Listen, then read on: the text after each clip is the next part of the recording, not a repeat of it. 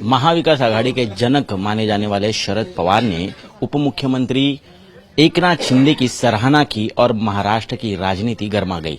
हमारे साथ महाराष्ट्र के मंत्री संजय शिरसाट जी हैं, हम उनसे जानने की कोशिश करेंगे। सर, कहीं ना कहीं तारीफों के पुल दिल्ली में बांधे गए, लेकिन ये बात उद्धव ठाकरे की शिवसेना को हजम नहीं हो रही।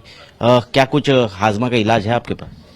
हाजमा का इलाज सिर्फ एक ही है, संजय राउत का मुंह अगर हो सके तो उद्धव ठाकरे ने बंद करना। लेकिन अब जिस तरीके से बातें वो बेवकूफी बातें कर रहा है, जिस आदमी को हम भी पॉलिटिक्स करते, विरोधी हमारे शरद पवार साहब भी है, उनके ऊपर भी हम टीका करते, लेकिन ये स्तर पे कभी टीका हमने नहीं की। राजनीति में हर एक का एक अपना औहदा होता है, एक ऊंचाई होती है। शरद पवार साहब एक ज्येष्ठ नेता माने जाते हैं। मुझे लगता है शरद पवार साहब के ऊपर संजय राउत ने जो टिप्पणी की है, इसका माने ये होता है शरद पवार साहब को उसने गद्दार कहा है। गद्दार ही उसका एक ही शब्द उनके पास है, वही उन्होंने यूज किया है। शरद पवार साहब के ऊपर टिप्पणी करना, इसका माने यही होता है कि उनको अभी महाविकास आघाड़ी में रहना नहीं है। और शरद पवार साहब इसको बहुत सारी गंभीरता से लेंगे। जिन जीवन में जिनको उन्होंने हाथ पकड़ के उठाया था, वही उनके ऊपर आज भोंकने को तैयार हो गए। ये जो दलाल है संजय राउत, ये महाभारत का ये सब शकुनी है। ये शकुनी राजकारण में का शकुनी है, और ये शकुनी ने हर एक का घर फोड़ा है। उद्धव साहब का भी घर फोड़ा है, शरद पवार साहब का भी घर फोड़ा है। अजीत दादा शरद पवार अलग होने में इसका भी एक बड़ा हाथ है, अहम भूमिका इसकी भी रह चुकी। इसलिए शायद अब इसके भी दिन भर गए, 100 पाप इसके पूरे हो गए, इसका घड़ा भर चुका है पापों का।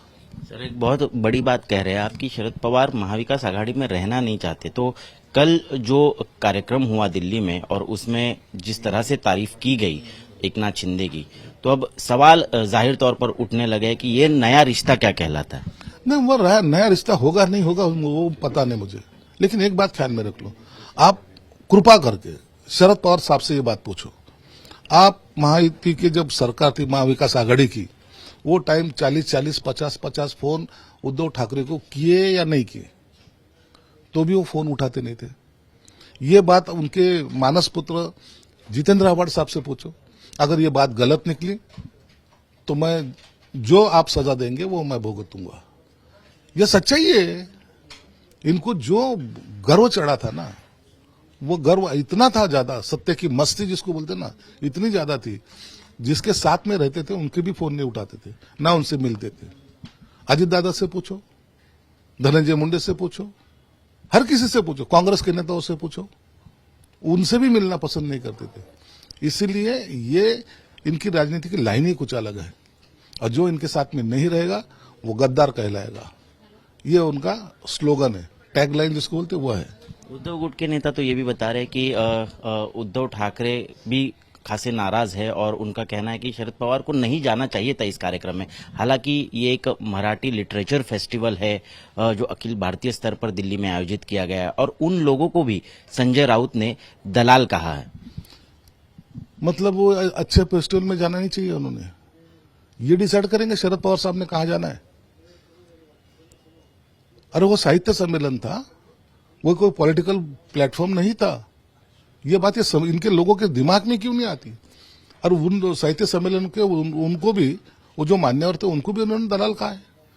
अरे दलाली के बीज तो तुमने खुद ने बोए हैं, दलाल तो तुम खुद हो। वो उनका अपमान है, साहित्य सम्मेलन के सभी मान्यवरों का अपमान है ये। उसका रिएक्शन उनको दिखेगा, उनको मालूम पड़ेगा क्या होता है। ये सब चीजें मालूम होने के बावजूद भी उद्धव ठाकरे साहब उनके बारे में क्यों नहीं बोलते, संजय राउत के खिलाफ में क्यों नहीं बोलते? अगर बाला साहब होते ना तो पीछे लात मार के उनको कहीं के कहीं बाहर फेंक देते थे। लेकिन आज वो नहीं हो पा रहा है, क्योंकि इनकी कुछ मजबूरियां जरूर होगी। अरे साहित्य सम्मेलन में गए, वो मूसा को लेके डांस तो नहीं कर रहे थे, पाकिस्तान के झंडे लहरा के रैली तो नहीं निकाल रहे थे। ये चलता है इनको। इनके रैली में कौन? मूसा, अतिरेकी, पाकिस्तान का झंडा, ये चलता है। साहित्य सम्मेलन नहीं चलता मराठी लोगों का। इसलिए इन्होंने हिंदुत्व छोड़ दिया है। इनकी अभी बुरा वक्त शुरू हो गया है।